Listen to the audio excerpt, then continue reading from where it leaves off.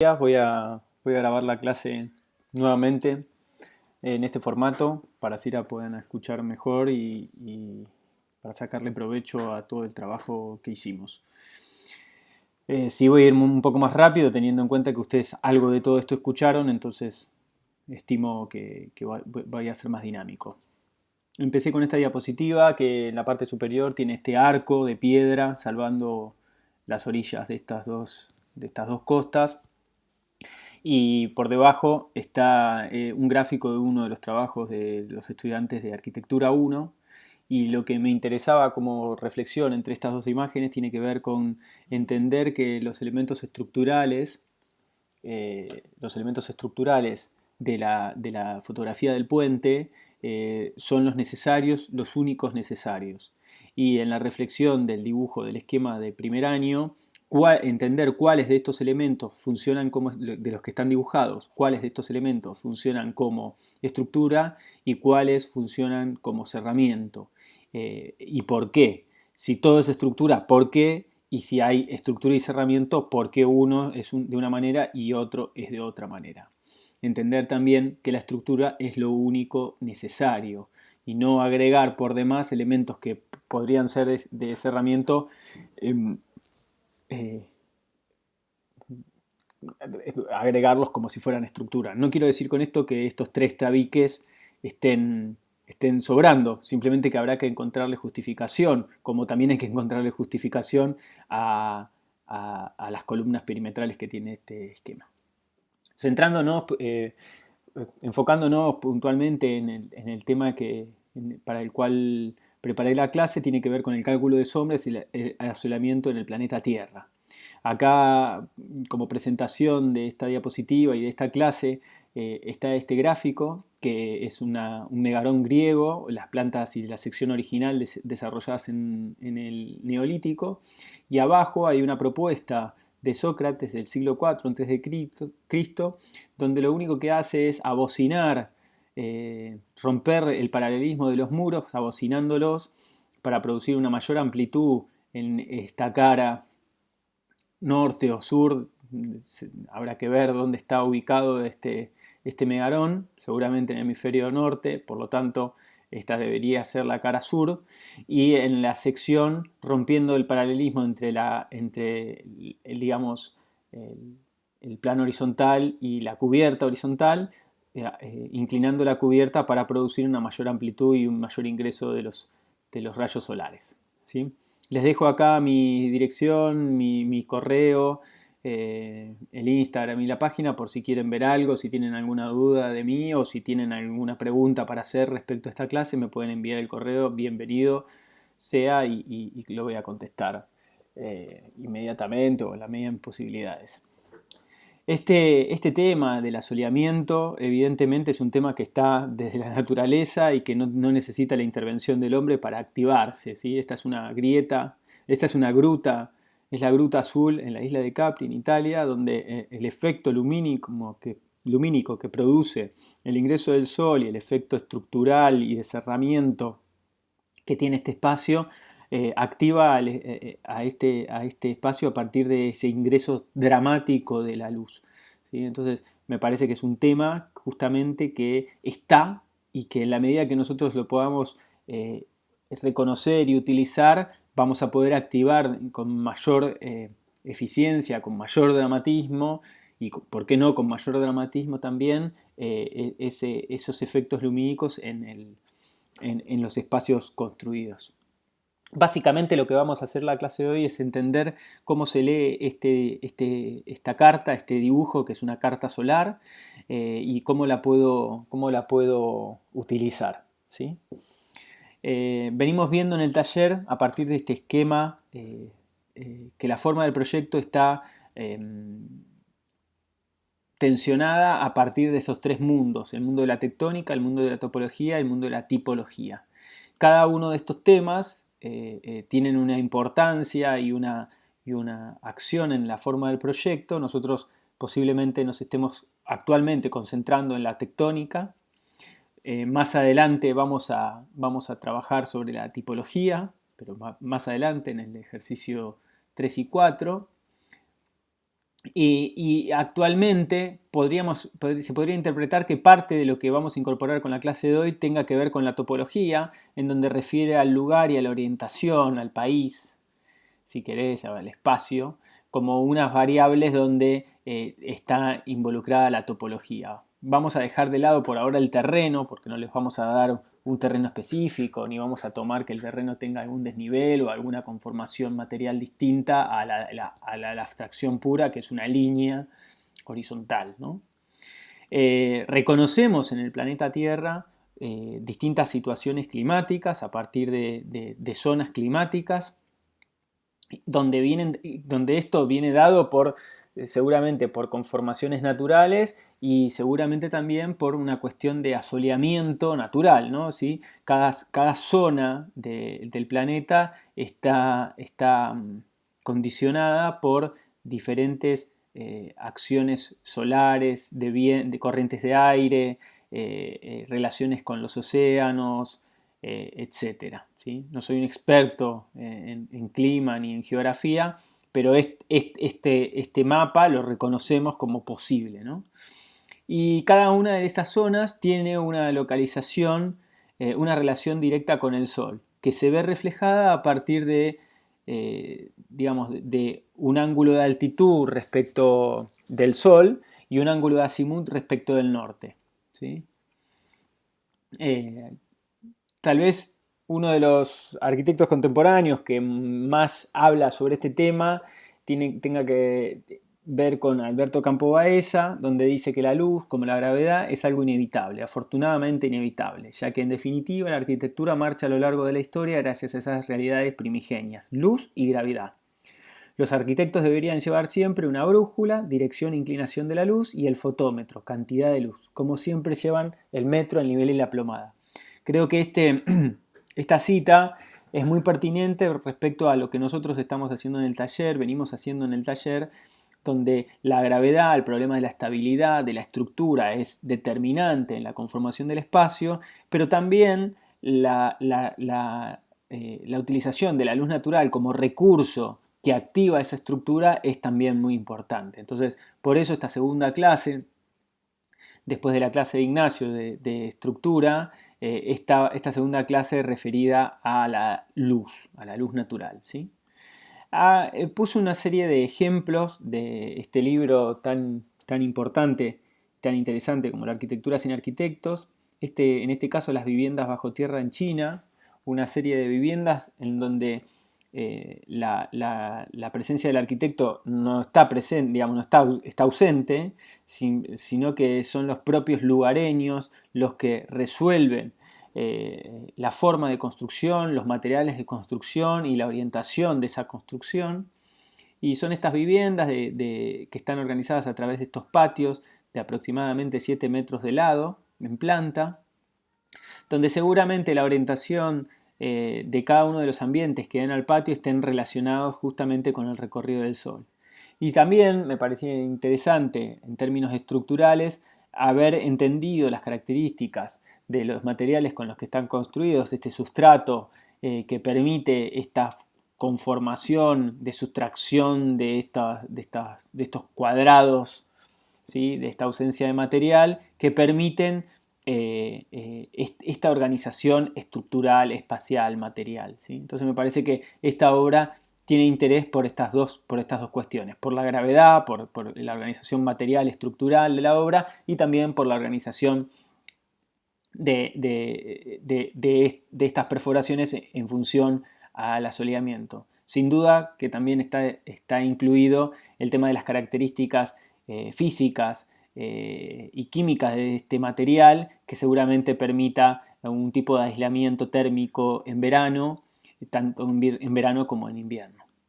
O este otro ejemplo del mismo libro en Pakistán, donde estos deflectores, estas especies de barriletes de madera, chapa, que permiten direccionar las corrientes de aire superiores y conducirlas a las partes inferiores de estas urbanizaciones, logrando recorridos de aire fresco en lugares donde de otra manera no llegarían esas corrientes. O estos otros dos ejemplos de calles una en África y otra en España, donde el tendido de una superficie de sombra entre dos líneas municipales, entre dos límites de una calle, permiten la dimerización o digamos, el filtrado de la luz natural para permitir el recorrido de personas y el acondicionamiento térmico de esa zona pública. Como para terminar este bloque, digamos, de esta arquitectura que este autor Rudovsky llama arquitectura vernácula, comenta que esta arquitectura no sigue los ciclos de la moda, es casi inmutable, inmejorable, dado que sirve su propósito a la perfección. Por lo general, el origen de las formas de la edificación indígena y los métodos de construcción se han perdido en el pasado. Si bien esto es cierto, cabe recordar que este libro fue escrito en el 60, fue documentado en el 60, pues son en realidad una serie de fotografías con muy poco texto de Rudovsky, donde documenta estas obras de arquitectura sin arquitectos, ¿sí? Pero me parecía importante destacar esta cita y esta otra que dice: hay mucho que aprender de la arquitectura antes de que se convierta en un arte de expertos. Los constructores sin escala, en distintos lugares y tiempos, los protagonistas de esta demostración, muestran un admirable talento para ubicar sus edificios en un medio natural. En lugar de tratar de conquistar la naturaleza, como lo hacemos nosotros, se adaptan al clima y aceptan el desafío de la topografía. Me parece que entender el sitio, entender las características climáticas, térmicas del lugar, ayudan y le dan sustento proyectual a nuestras obras, ¿sí? Le dan pertinencia a nuestras obras. Posiblemente esta sea una imagen exagerada de lo que estoy diciendo, pero sí está puesta a propósito para evidenciar que justamente esa no medición, ese no estudio de las cuestiones climáticas y del confort humano de esos espacios obligue después a las personas que habitan esos espacios a muñirse de una cantidad de elementos mecánicos que permitan superar las dificultades de confort térmicas que tienen esos espacios, ¿no? Para sintetizar en esto que estoy queriendo decir, puse esta obra que es la Facultad de Arquitectura en Mendoza, del arquitecto Enrico Tedeschi, donde acá pueden ver una planta de implantación. Este es el edificio, este es todo un jardín de acceso, ¿sí? Previo al acceso al edificio. Acá pueden ver el norte marcado. Esta es una sección del edificio, ¿sí? Esta es la cara norte. Y esta es una vista frontal de lo que sería esta fachada, ¿no? Donde se ve la estructura a través de estas diagonales. Y bueno, el edificio, esta es la perspectiva desde este jardín de acceso, ese jardín norte, esta es la fachada norte y estas son las diagonales que les comentaba en la vista norte, ¿no? Y dice, el mismo arquitecto tiene, además de haber proyectado y construido este edificio, tiene un libro que se llama Teoría de la Arquitectura, Enrico Tedeschi, y en ese libro dice: la naturaleza está permanentemente presente para el arquitecto. Este no puede pensar en el edificio que proyecta sin vincularlo al terreno, a sus formas y colores, a su constitución y resistencia. Lo imagina iluminado por la luz cambiante de cada día, perfilado contra un fondo de montañas o de bloques, reflejado en un lago, enfrentado a la extensión de una llanura o de una superficie del mar. La naturaleza está siempre presente. También en este caso, la vida de los que habitan un edificio está influida por las disposiciones climáticas y estacionales, importantes para su estado biológico y psicológico. Me parece muy importante esta breve cita, por un lado, porque tiene en cuenta que lo que está por fuera del edificio es tan importante como el edificio mismo, y es seguramente lo que le dé mucho sustento a lo que termina siendo el edificio. Me refiero a lo circundante, al contexto del edificio. Y por otro lado, cómo todo esto está directamente relacionado a las cuestiones biológicas y psicológicas de las personas que están usando este edificio, ¿no? Como el ingreso de sol termina siendo de alguna manera, la utilización de la luz natural termina siendo en las personas una mejora en su estado biológico, en su salud, como en su estado psicológico, ¿no? En su salud mental. Estas son las 4 plantas que tiene este edificio. Este edificio tiene planta baja y 3 pisos, y todas las plantas están organizadas a partir de un corredor que da hacia el norte, en el que a través de la escalera se llega a ese corredor y se va ingresando a los distintos elementos, salón de actos, oficinas, talleres, etc., ¿no?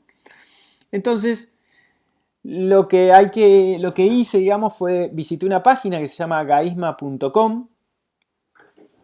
En esa página, en localizaciones, busqué Mendoza, Argentina, y saqué esta carta solar. Este esquema se llama carta solar, y donde está identificado a través de estas líneas distintas posiciones en el año, distintas épocas del año. La línea azul refiere al verano, al 21 de diciembre en verano. La línea verde refiere al 21 de junio, o sea, al día que empieza el invierno. Esta línea gris refiere a los 2 equinoccios, al equinoccio de otoño y al equinoccio de primavera. Y la naranja es la que refiere al día donde yo hice ese print screen, o sea que me estaba acercando, que lo hice estos días, ¿sí? O sea que me estaba acercando al 21 de junio, ¿no? Después hay una serie de valores y de números que los vamos a ver más adelante. A través de esta carta solar, definiendo, por ejemplo, las 12 del mediodía, lo que hago es, en las 3 épocas del año, uno el centro con el 12 de la línea de verano, de la línea de invierno, con el 12 de la línea de verano. ¿Sí? Es este. Eso me da, si yo junto, digamos, la línea del 12 y voy al radio de circunferencia, me da 30 grados en invierno. Y si voy al 12 en el verano, me da aproximadamente 67 grados, ¿sí? Y después hay una línea intermedia que es la naranja, que tiene que ver con hacer una especie de arco imaginario entre estos dos 12, que me da aproximadamente ahí, porque si se fijan la curva de los equinoccios no tiene las horas marcadas, no importa, armo una línea curva uniendo este punto con este punto, y me da ese punto, si continúo la línea de circunferencia, me da aproximadamente 50 grados. Si yo represento en este dibujo, si yo represento estas líneas de 30 grados, 30 grados para el invierno, es este ángulo. Casi 67 grados para el verano, que es este ángulo. Y casi 50 grados, que es para los equinoccios. En definitiva, si las paso por los límites que me da la estructura, me dan 3 líneas, que es el ángulo de altitud a las 12 del mediodía en las distintas épocas del año, ¿no? Que en definitiva lo que me está diciendo es que en invierno a las 12 del mediodía el sol va a entrar hasta este sector de la planta. En los equinoccios, en primavera y en otoño, va a entrar hasta ese lugar de la planta, y en verano va a entrar a este lugar de la planta. Quiere decir que en verano, cuando tengo los rayos más potentes del sol, porque se encuentra el sol más cerca de la Tierra, el sol va a ingresar al edificio en la parte de la circulación, del corredor de circulación, pero no va a entrar en el espacio del taller, ¿sí? En cambio, en invierno, cuando el sol, se agradece la presencia del sol como condicionamiento térmico, lo que va a permitir eso es que el sol ingrese en el área más privada, en la zona de las aulas o en la zona de administración o del auditorio, para que entre un poco de calor y de asoleamiento, ¿no? En definitiva, lo que hice con este gráfico fue trasladar los ángulos de altitud en la cara norte, ¿sí?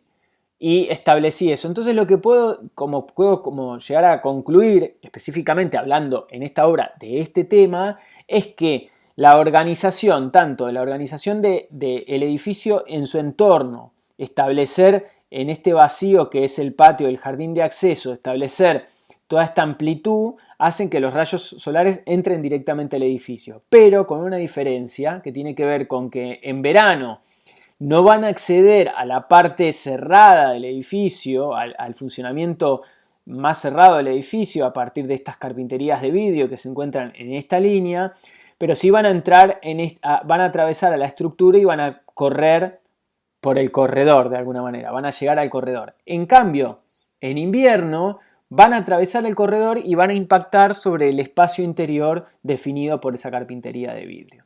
Eso lo pude hacer a través de la lectura de esta carta solar. Vamos específicamente al Sol y al cálculo de las sombras en la Tierra. Yo lo que hice acá fue elegir una de las obras que analizamos en primer año, ¿sí? el auditorio de Panthoff en Suiza de Valerio Oliatti.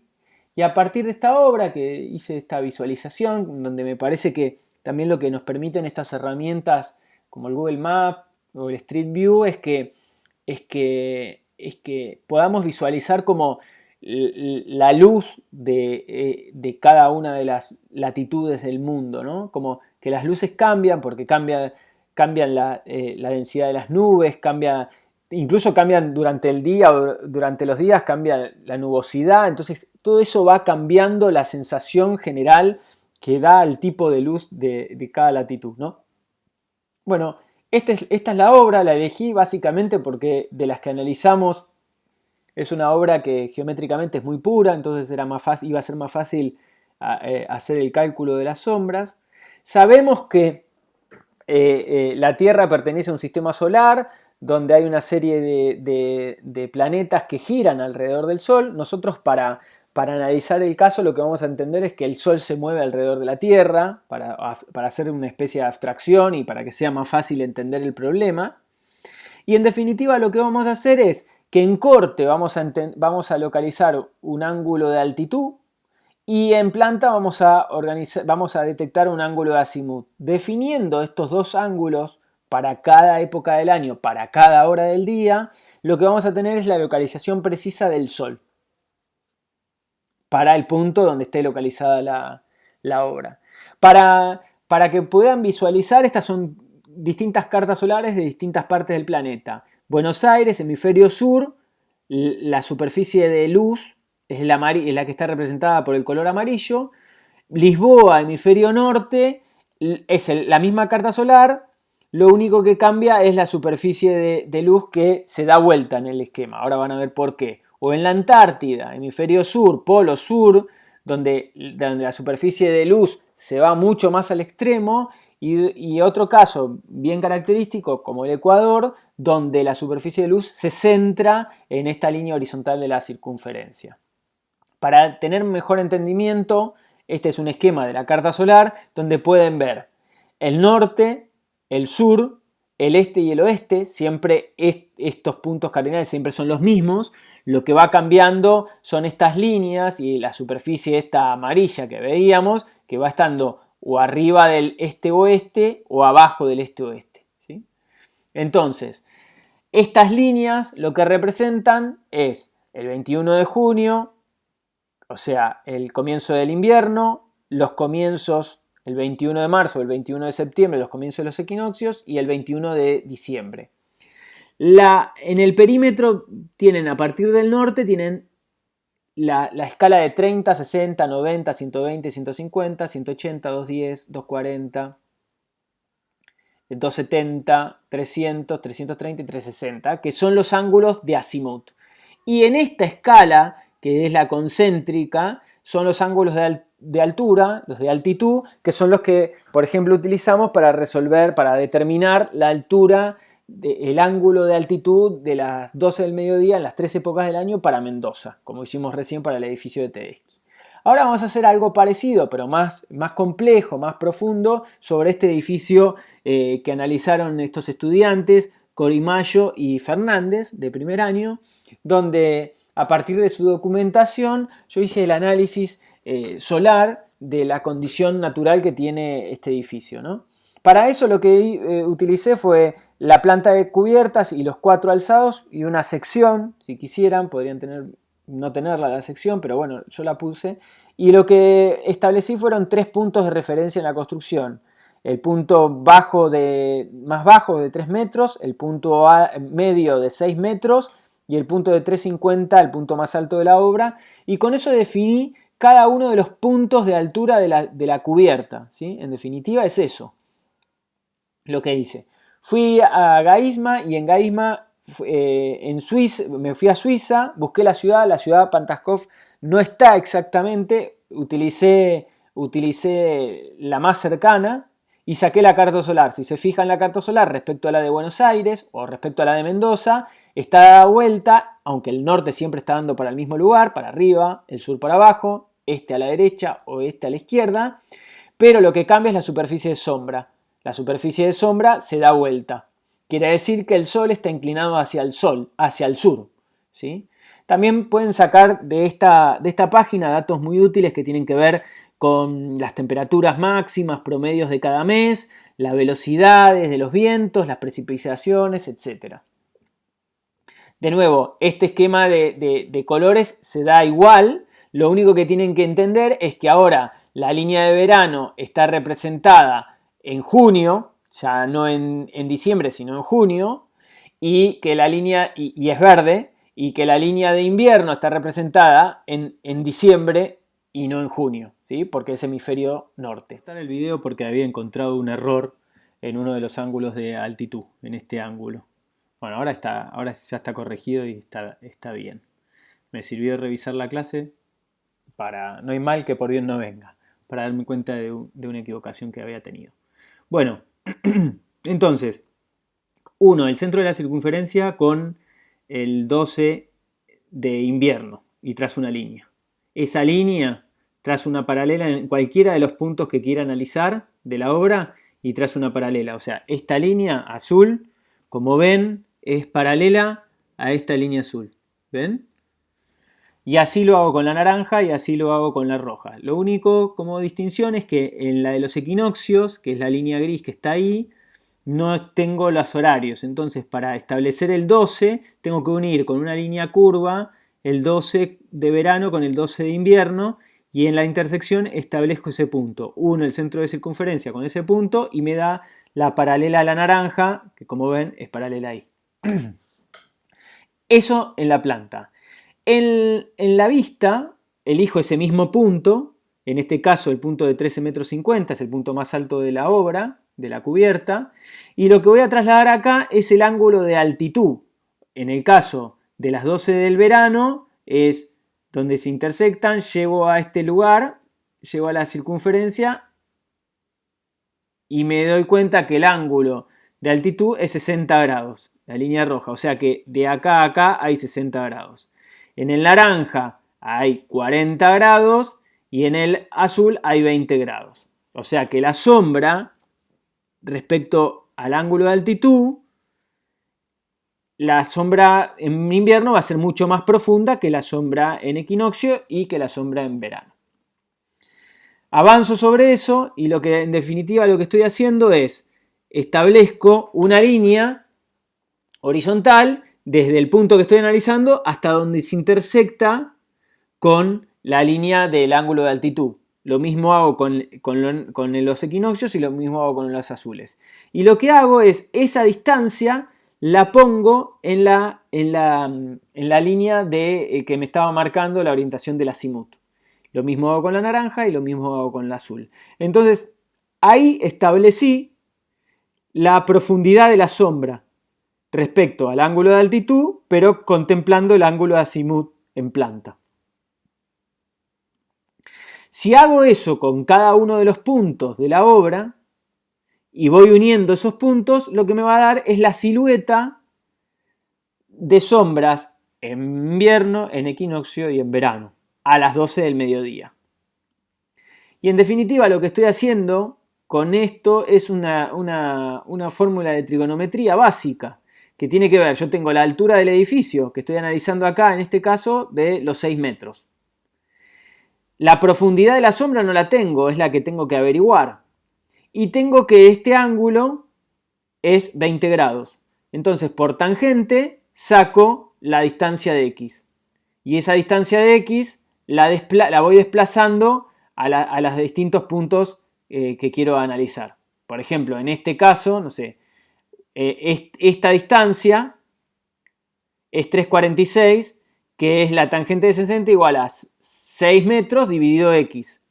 O sea que 6 metros es esto y x es lo que quiero averiguar. Y después, si superpongo y acoplo paso a paso cada uno de estos análisis, me termina dando digamos, la orientación de cada una de las sombras, la superficie de sombra en invierno y en equinoccio en verano a las 12 del mediodía. También lo que podría hacer es resolver para cualquiera de los puntos de la obra o para el volumen de la obra durante un día, todo el día en invierno, no sé, todo el día en verano. Junio es verano en el hemisferio norte. Otro error que encontré. Bueno, lo bueno de repasar esto es que sirve para mejorarlo. Entonces, en verano, el 21 de junio, todo el día, durante las distintas horas, establezco el ángulo de altitud, establezco para cada hora el ángulo de altitud y el ángulo de azimut y voy trazando las distintas superficies de sombra. No lo hice acá porque es muy engorroso, ¿sí? Pero, de nuevo, esta es una manera de leer este problema, ¿sí? de visualizarlo al problema del asoleamiento y de entenderlo con criterios así tan simples. Si ustedes entienden como la base, a medida que vayan transcurriendo y practicando el ejercicio, van a ir cada vez teniendo mayor conocimiento del tema. Por suerte hay algunos dispositivos que nos ayudan a este cálculo sea más rápido. Por ejemplo, está el Heliodón en el cuarto piso, que es un dispositivo didáctico. Lo que hace es simular a partir de estos 3 aros de iluminación que equivalen al invierno, a los equinoccios y al verano, pudiéndolos rotar dependiendo de la latitud en la que sea. Si estuviese totalmente vertical sería Ecuador, si estuviese casi completamente acostado sería la Antártida, si estuviera de este lado, por ejemplo, sería Buenos Aires, si estuviera del otro lado sería Suiza, ¿sí? Dependiendo de la latitud. Yo puedo simular en las distintas horas del día, que representa cada una de estas lámparas, la proyección, ese ángulo de altitud que tiene el asoleamiento. Y el ángulo de azimut, en ese sentido, tendré que rotar mi modelo, el modelo en escala. Esto es para poner una maqueta acá en el medio. Tendré que ver qué me conviene que sea norte, qué me conviene que sea sur, para poder visualizar los cambios que van sucediendo en la obra. También hay una serie de programas, en este es el Revit, que ingresando la información, poniendo la localización, la latitud y la orientación de la obra, rápidamente me da unos esquemas que me permiten visualizar estas situaciones de sombra que les comentaba recién. O este otro, por ejemplo, que es el SketchUp, que es muy sencillo de utilizar, donde ustedes pueden visualizar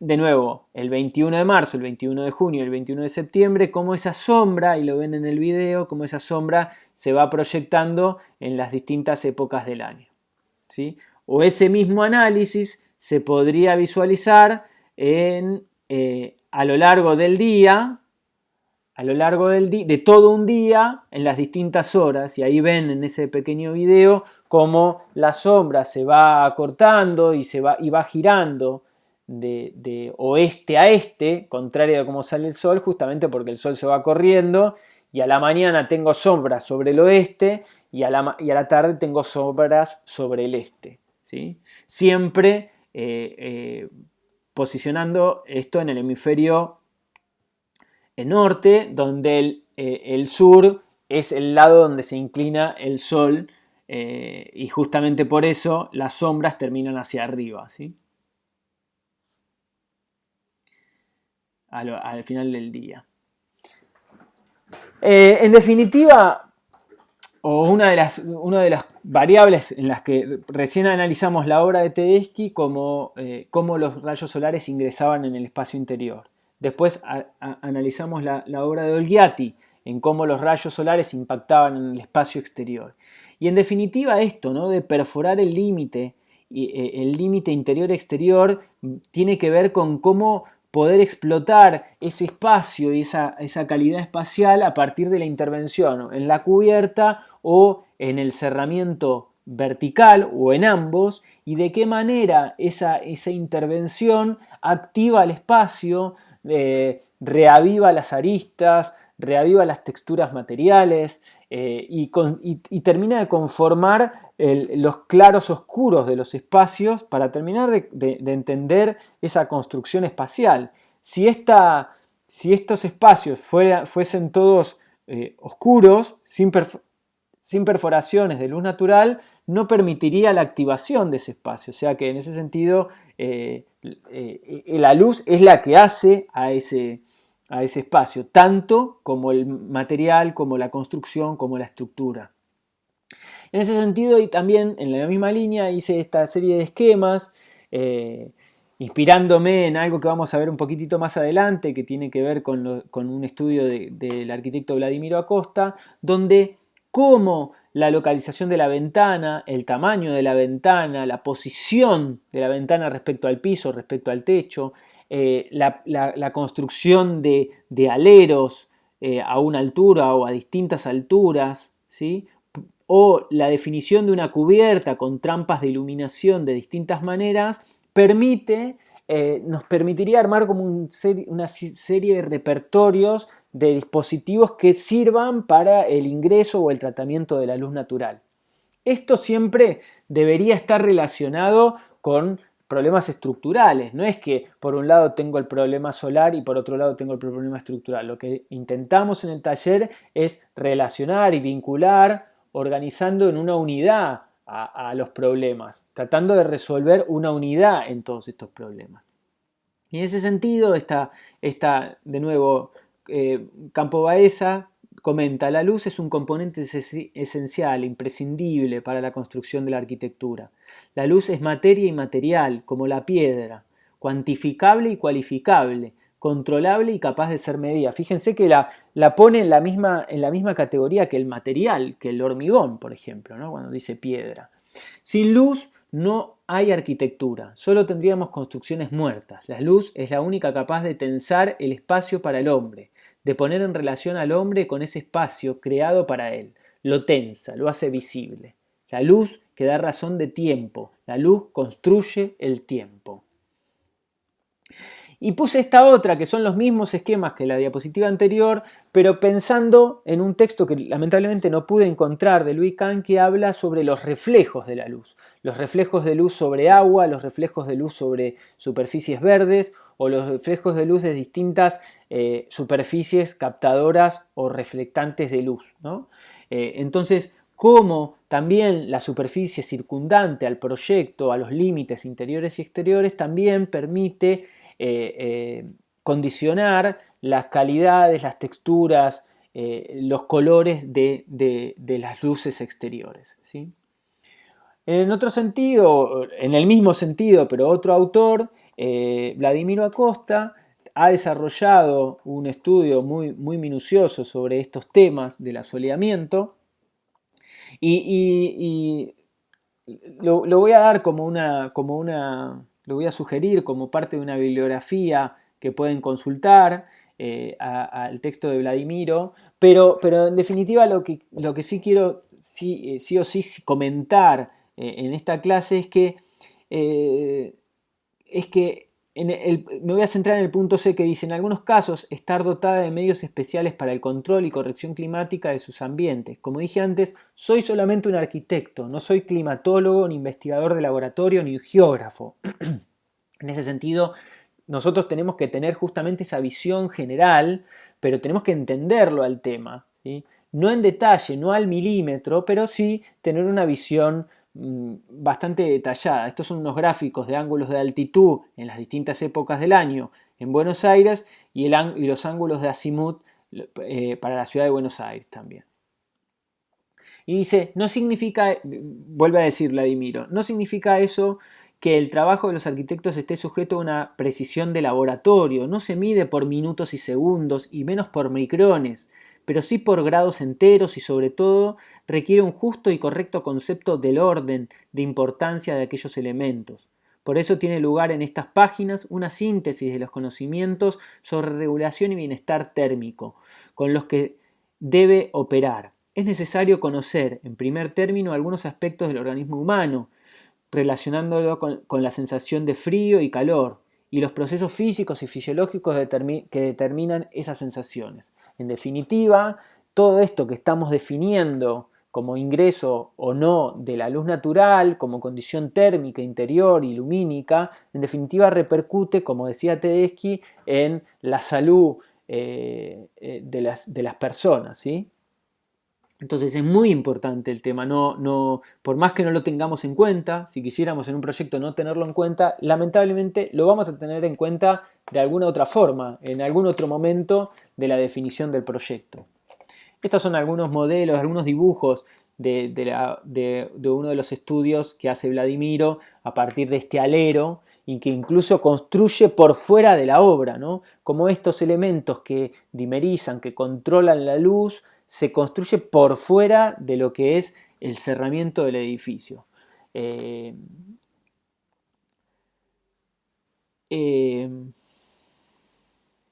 Bueno, con distintas estrategias, ¿no? Acá en estos esquemas produce estos espacios intermedios de luz y sombra, que es un poco la estrategia de Tedeschi, ¿no? En el edificio que contamos al principio de la Facultad de Arquitectura en Mendoza. No me voy a detener en esto, después ustedes la leerán con mayor detenimiento.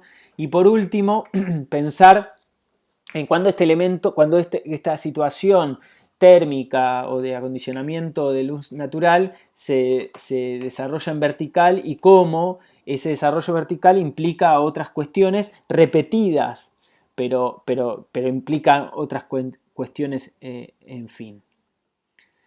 Entonces, para terminar con Vladimiro, llegar a un conocimiento cabal de la marcha del Sol, altura y azimut, para toda hora del día y época del año. Viene a ser un primer y decisivo requisito para proponer la orientación de un edificio, ya que el calor solar es el factor primordial determinante del grado de bienestar climático del habitante. En el mismo sentido, de nuevo, pero ahora dejando el cerramiento vertical, concentrándonos en la cubierta, creo que la cubierta es el elemento de cerramiento del espacio en el cual está más afectado por los rayos solares, porque está permanentemente en relación, salvo cuando el sol está muy bajo, a primeras horas del día o a las últimas horas del día, sino permanentemente está afectado por la radiación solar. Entonces, ¿cómo esa cubierta puede ir atendiendo a las distintas orientaciones? Habrá que ver con qué estrategia se puede el proyecto asumir y resolver ese problema. Por otro lado, la cubierta requiere una superficie continua y si su estructura se separa del material de cobertura es por la dificultad o el coste que lleva consigo el establecer una superficie impermeable con los materiales resistentes y estructurales de que ha ido disponiendo el constructor en las distintas épocas. Como siempre se trata de cubrir una luz, una distancia, aparecen dos soluciones: el arco bóveda con una variante de cúpula trabajando en compresión y la viga en flexión. En cualquiera de los dos casos la solución puede ser diferente según se trate de naves rectangulares alargadas o de la planta de lados parecidos. Esto lo fuimos charlando en la clase de Ignacio, incluso en la conversación que se generó posterior a la clase respecto a si las dimensiones que teníamos que cubrir tenían que ver con dos lados muy parecidos, como en el caso de Arquitectura 1, de 12 por 12, o en otros niveles, por ejemplo en Diseño 2, que esas proporciones cambian, varían, y entonces una dimensión se vuelve mucho más importante que otra, y ahí la estructura y sobre todo la estructura de la cubierta debería atender a esa característica dimensional desproporcionada entre una dimensión y otra. Por otro lado, dentro de la bibliografía que nosotros tenemos como base del taller, el libro de Andrea Desplaces, en la página 255 pone un esquema donde relaciona pendientes de cubiertas en función al material con el que están resueltas. Y, lógicamente, los materiales que logran continuidad, cuanto más impermeable sea el elemento de cubrición y sus uniones, más plana puede ser la cubierta. Nosotros este año que trabajamos con el hormigón nos encontramos en las pendientes más bajas, más cercanas al 10%, entre el 0 y el 10%. 0 no tiene ninguna pendiente, ¿no? Porque si no, no sería pendiente y por otro lado tengo que conducir el agua de lluvia. Pero en ese sentido estamos localizados en la posición tal vez más favorable de la horizontal. Habrá que ver qué decisión se toma. No por eso tienen que ser todas las cubiertas horizontales. Podrían tener algunas pendientes, pero habría que ver cómo el problema de la cubierta, el problema del asoleamiento, el problema de la conducción del agua de lluvia y el problema estructural se enlaza todas estas variables para construir una síntesis en la formación del proyecto, en la forma del proyecto. Acá hay como dos posibilidades, la cubierta plana y la cubierta inclinada, y cómo esas posibilidades tienen en definitiva los mismos problemas, las mismas acciones, pero se mueven de distintas maneras en esa superficie. Como lecturas pertinentes a la clase, les sugiero este texto que refiere a la cubierta de Francesco Cogliotti, que también está en el libro de Desplaces. Ahora lo voy a pasar por mail para que lo compartan los profesores. El sistema Helios de Vladimiro Acosta, y un texto de Adolf, Las reglas para quien construya en las montañas, que me parece que sintetizan un poco los temas que yo les quise venir a comentar en esta clase. Para terminar, una obra que trabaja con material y luz, que considero que relaciona, que vincula muy fuertemente a ambos materiales, que es esta parroquia de San Jorge, en España, en la ciudad de Pamplona, de los arquitectos Tahuén Caleache. Voy a ir rápido, ¿sí? Hay mucha información, googleenlos y vayan a la página de Tahuén Caleache, hay muchísima información, que es la información que yo estoy compartiendo acá, pero básicamente quería centrarme en la definición de el encofrado de hormigón, cómo después repercute en la forma terminada del edificio, en la relación del edificio y del hormigón y el cerramiento, de la estructura y del cerramiento, cómo el cerramiento cambia de material y sin embargo siempre establece una relación directa con el hormigón. En el caso de estas puertas que vemos, madera y hierro se vinculan con la estructura de hormigón, o en este otro, todo ese muro que ven acá, traslúcido de mármol, produce una relación también directa con la estructura de hormigón, y cómo en el espacio interior la luz produce una relación directa con el hormigón, más allá de con el programa, ¿no? Ahí están visualizando la culminación del altar de esta parroquia, o cómo en este caso, donde esta viga que se ve de fondo en el medio de la planta establece una relación con dos planos de sombra, con una sombra horizontal en el piso que establece una continuidad, salvo la intercepción con este muro, pero por el otro lado siempre se ve esa continuidad lumínica que produce un cruce entre la estructura y la luz, que me parece muy elocuente de la obra. Desde el altar hacia el claustro de acceso, el detalle del lucernario, bueno, de noche, y cómo se ilumina artificialmente. Creo que eso podría ser parte de una clase de otra clase, respecto a cómo se iluminan las obras de día y cómo se iluminan de noche, y cómo se pueden establecer relaciones de una manera o de otra. Fíjense cómo la iluminación nocturna se establece de abajo hacia arriba, pero con un efecto de luz bastante parecido al efecto diario, al efecto diurno, digamos. Esta es la viga que les decía que corta el espacio en dos grandes salas, sin embargo la luz lo termina de unir. Una foto del encofrado, de cómo son esas tablas de madera y cómo termina quedando esa piedra tallada por esa madera, y cómo está la presencia de la madera en la definición de la piedra. Y después, yo las puse muy chicas, pero métanse en la página y vean la cantidad de información que hay en el proceso de obra, donde pueden ver encofrados, armaduras, acabados, cubiertas, cambios de materiales de las cubiertas respecto al hormigón y al acero, la relación entre el hormigón y el acero, Parece que ahí hay un montón de información que les puede servir a modo de entendimiento. Y también tienen los planos representados con las mismas lógicas que nosotros les pedimos que representaran el ejercicio número 1, y tienen también, bueno, las plantas y detalles particulares donde se pueden ver las distintas materialidades, las distintas pendientes, los problemas de desaguates de agua, cotas, relaciones de espesores, interiores, exteriores, etc. ¿Sí? Bueno, para terminar, 4 conclusiones y ya acabo con esta clase. La primera, este pequeño esquema de Luis Moreno Mansilla, en donde, en definitiva, sobre la mesa hay un montón de material y cada vez va a haber más material, más variables que definen el proyecto, y nosotros las tenemos que ordenar, ustedes las tienen que ordenar. Cada uno de los órdenes que vayan produciendo ustedes van a ser los órdenes que le den sentido a sus proyectos. Entonces cada uno de ustedes va a tener que ordenar y mostrar ese orden reflejado en la definición del proyecto.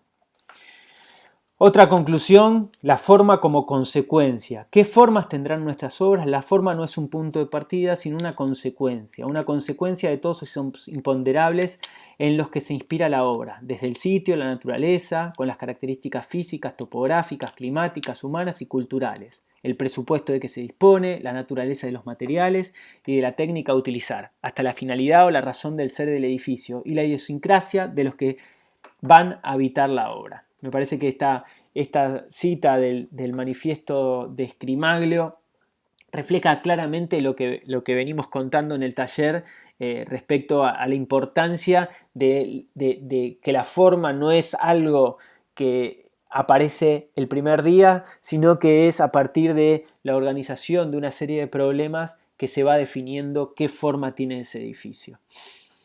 Esta otra, de nuevo de Enrico Tedeschi, dice: no se puede establecer de manera fija, normativa, cuáles son los factores que tienen mayor importancia en el proyecto. Todo es un problema de relaciones. ¿Cómo establecer a priori? Por ejemplo, si es más importante respetar la orientación de una casa o la comodidad de una circulación.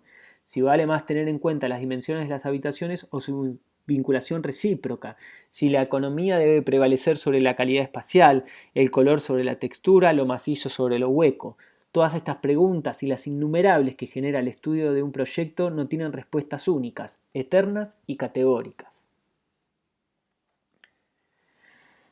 Así como existen muchas propiedades diferentes y fascinantes, también existen diferentes materiales que pueden ser usados para construir un edificio que continuamente y naturalmente cualificarán, modificarán y finalmente cubrirán toda la forma arquitectónica cualquiera sea. Un edificio de piedra nunca más será ni lucirá como un edificio de acero. Un edificio de madera deberá lucir como de ningún otro material. Para ello glorificará al listón. La naturaleza de los materiales capta el centro común de cada material en relación con el trabajo que es requerido hacer. Parece que esta también tiene que ver con lo que estamos, de hecho, estamos simplificando, sintetizando, en el sentido de que cada año es un material justamente porque queremos que cada año los materiales sean los que conduzcan a las formas de los proyectos. Sumado a eso, también que conduzca al sol a la definición de cada uno de los proyectos. Y para terminar, en el siglo I a.C., en el tratado más influyente en toda la historia de la arquitectura, Vitruvio reconoció la amplitud de la tarea del arquitecto y sus interacciones con numerosas artes y áreas de conocimiento. Dice: conviene que el arquitecto sea instruido, hábil en el dibujo, competente en la geometría, lector atento de los filósofos, entendido en el arte de la música, documentado en medicina, ilustrado en jurisprudencia y perito en astrología y en los movimientos del cosmos.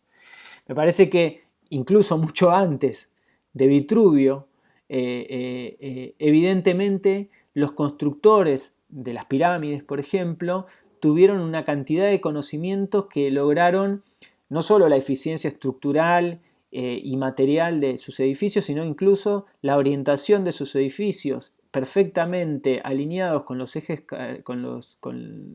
cardinales a partir del estudio de la bóveda celeste, digamos, de las constelaciones estelares. No tenían brújulas, pero sí sabían leer las estrellas y se ingeniaron para que cada uno de sus edificios estuviese orientado de la misma manera.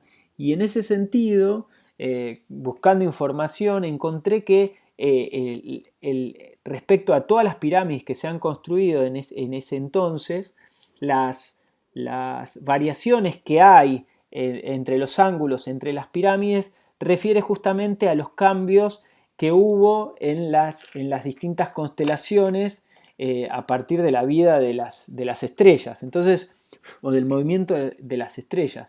No soy un especialista en esto, pero me pareció sorprendente cómo las herramientas que tenían en ese entonces le permitieron hacer de una manera, y la imperfección que por ahí pudieron llegar a tener entre la construcción, la orientación de una respecto a otra de las pirámides, tenía que ver justamente con un problema totalmente comprensible, ¿no? Entendible, del movimiento que existía en su sistema de medición. Me parece que hoy, con todos los avances tecnológicos que tenemos por delante, que tenemos hoy, que tenemos por delante, tenemos más que nunca que entender esas herramientas y tratar de sacarle el mejor provecho posible, el mayor provecho posible para lograr los resultados que nosotros estemos buscando en nuestros edificios. Y por último les dejo la bibliografía principal que me ayudó a construir esta clase. Bueno, muchísimas gracias y perdón la velocidad.